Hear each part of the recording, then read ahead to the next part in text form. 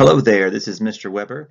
As many of you know, I did spend some time teaching virtually, so I thought I'd put together a quick little presentation that would show you kind of the top tips and tricks that I've learned about learning virtually, because it's not the same as learning in a traditional classroom. So here we go.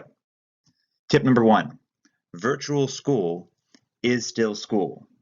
Some students think that because they are at home, it's not the same as being in the actual school building, but you still have lessons and you still get grades. So the more that you take this on as being real school, the more you put into this effort, the more you're going to get out of it. Tip number two, make a schedule and stick to it. So here's what we're doing for the Weber kids. They're in 3rd and 4th grade. It's not the same as what you're going to do, but I want you to kind of get the idea. So what we're trying to do is to get them as productive as possible from the typical time of what the traditional school day might be, roughly 8 to 3. So you can see they have different blocks, they have different things, different breaks built in, and different things that are fun. We've scheduled lunch, so we know when that's going to be every single day. And what we do is we have them sit down at the beginning of the day and map out their day. So it doesn't have to be the same every day, but give yourself a schedule. What are you going to do first, second, third, and fourth? The more prepared you are at the beginning of the day, the more likely that you're going to be successful at the end of the day. Make a schedule, stick to it. Tip number three, don't play favorites. I know all of you guys love math. And that if you could, you'd do math every single day, all day long. But that wouldn't be fair to your English teachers or your social studies teachers or your science teachers or your elective teachers. So some students tend to invest a lot of time in those subjects that they love the most, and then just a little bit of time in the ones that they don't like. You can't do that. You need to make sure you're making progress in all of your classes. So don't play favorites. Make sure you're touching every single class every single day. And that'll help you be more successful. Tip number four, small goals, small rewards. It's difficult and it is challenging sometimes learning from home. You're going to get frustrated sometimes because you don't have a teacher there where you can ask a question right off the bat.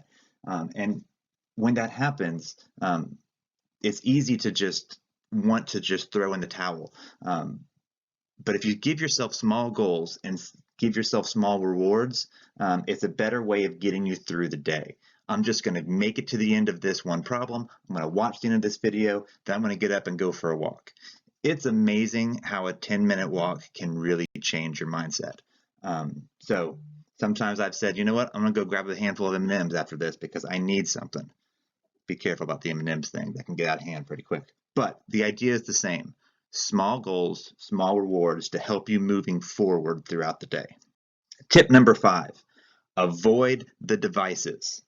Okay, don't reward yourself with an Xbox or don't reward yourself with your PS4 because they are like kryptonite. They will throw you off track, and before you know it, an hour and a half's gone by and you've gotten little done.